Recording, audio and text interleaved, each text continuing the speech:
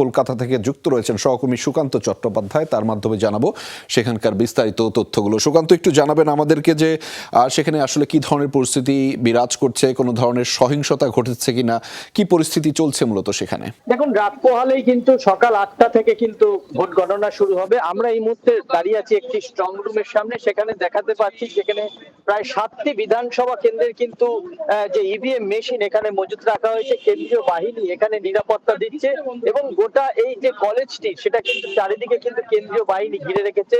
চারিদিকে সিসিটিভি রয়েছে এবং ত্রিস্তরীয় যে বলয় তৈরি করা হয়েছে, নিরাপত্তা বলয়, সেটা কিন্তু এই কেন্দ্রে কিন্তু রয়েছে এবং 7টি বিধানসভা কেন্দ্রের যে প্রার্থী রয়েছেন তাদের ভাগ্য নির্ধারণের যে ইভিএম মেশিন এখানে বাষ্পবন্দী রয়েছেন।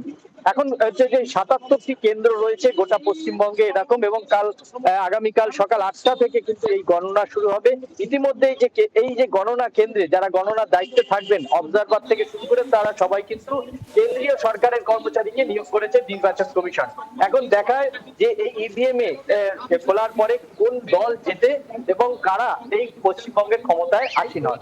রেজা, সুকান্ত, আরেকটু বিস্তারিত জানতে চাই, ঠিক ফলাফল ঘোষণাকে কেন্দ্র করে কি ধরনের আইন শৃঙ্খলা পরিস্থিতি সেখানে নেওয়া হয়েছে, কোনো ধরনের সহিংসতার কোনো শঙ্কা রয়েছে কিনা, কি দেখছেন মূলত সেখানকার চিত্রগুলো, সেটি যদি একটু বিস্তারিত জানাতেন।